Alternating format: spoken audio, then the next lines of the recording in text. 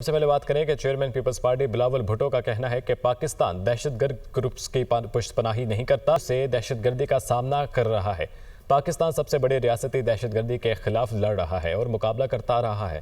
پاکستانیوں نے دہشت گردی کے خلاف جنگ میں 92,000 جانیں قربان کی۔ اگر اسی رفتار سے ہم پر دہشت گرد حملے ہوتے رہے تو یہ سال پاکستان کی تاریخ کا تباہ کن سال ہوگا۔ وزیراعظم شہباز شریف سے ترک وزیر خارجہ اور وزیر دفاع کی ملاقات۔ نائب وزیراعظم اسحاق ڈار، فیلڈ مارشل سید عاصم منیر کی شرکت۔ ملاقات میں وزیر دفاع خواجہ آصف، مشیر قومی سلامتی لیفٹیننٹ جنرل عاصم ملک کی بھی شرکت۔ وزیراعظم کا ملاقات کے دوران پاکستان اور ترکیے کے درمیان برادرانہ تعلقات کا ذکر۔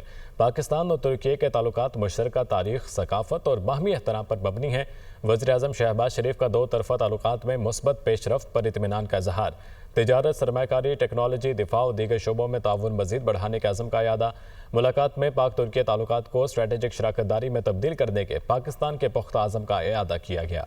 وزیر اعظم شہباز شریف سے ترکیے کے وزیر خارجہ اور وزیر دفاع کی ملاقات۔ دو طرفہ تعلقات، علاقائی صورتحال اور اقتصادی تعاون پر تبادلہ خیال۔ وزیر اعظم نے ترک وفد کا خیر مقدم کرتے ہوئے پاکستان اور ترکیے کے درمیان دیرینہ برادرانہ تعلقات کا ذکر کیا، جو مشترکہ تاریخ، ثقافت اور باہمی احترام پر مبنی ہے۔ وزیر اعظم نے تجارت، سرمایہ کاری، ٹیکنالوجی اور دفاع سمیت مختلف شعبوں میں ترکیے کے ساتھ تعاون کو مزید مستحکم بنانے کے غیر متزلزل عزم کا اعادہ بھی کیا۔ انہوں نے ترکیے کے صدر رجب طیب اردوان سے ملاقاتوں کا حوالہ دیتے ہوئے پاک ترکیے تعلقات کو اسٹریٹجک شراکت داری میں تبدیل کرنے کا عزم دہرایا۔ پاکستان اور ترکیے کے وزرائے خارجہ کی مشترکہ صدارت میں منعقدہ کمیشن اجلاس کا خیر مقدم کیا۔ امید ظاہر کی کہ دونوں ممالک کے درمیان تعاون مزید وسعت اختیار کرے گا۔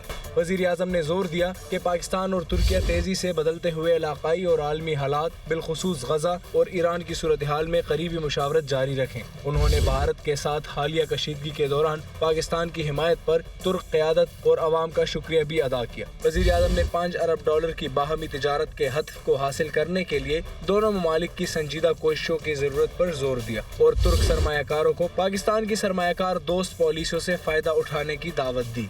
آگے بڑھتے ہوئے آپ کو بتائیں کہ D G I S P R lieutenant general Ahmed Sharif Chaudhry نے الجزیرہ ٹی وی کو انٹرویو میں کہا کہ بھارت نے ریاستی سرپرستی میں دہشت گردی کو پالیسی کے طور پر پاکستان کے خلاف اپنایا ہوا ہے۔ بھارت کے مذموم عزائم پاکستان کے سلامتی، بالخصوص بلوچستان کو غیر مستحکم کرنے کی منظم سازش ہے۔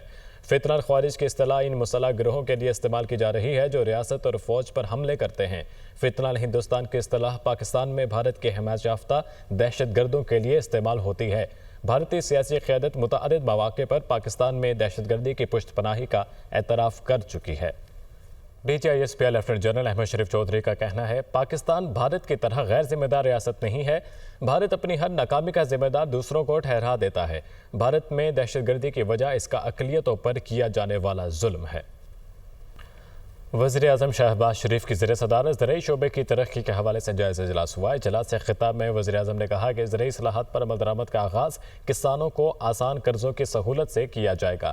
زرعی فائنینسنگ کے لیے پبلک پرائیویٹ پارٹنرشپ کا طریقہ کار اختیار کیا جائے گا۔ دیکھیے اسلام آباد سے یہ report.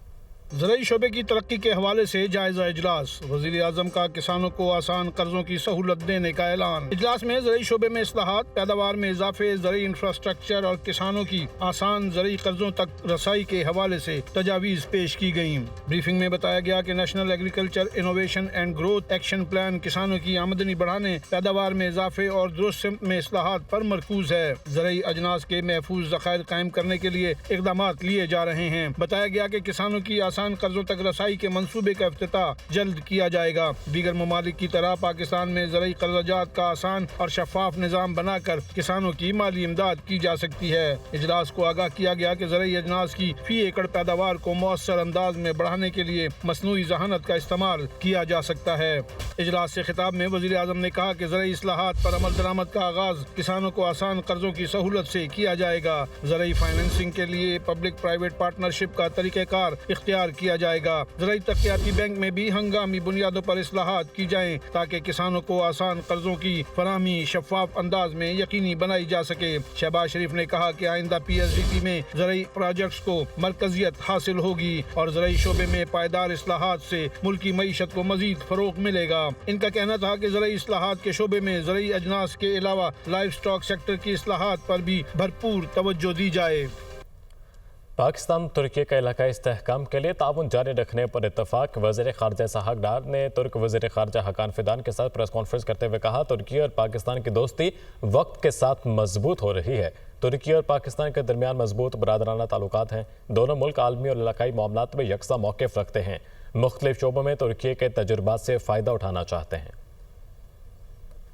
The bonds of friendship between Pakistan and Turkey are so strong and natural that we consult each other very frequently on a range of bilateral and regional issues. We wish to further strengthen our cooperation for promotion of peace and stability in our entire region. We are pursuing establishment of a special economic zone dedicated for Turkey entrepreneurs at Karachi. The Istanbul-Tehran-Islamabad train is being revived.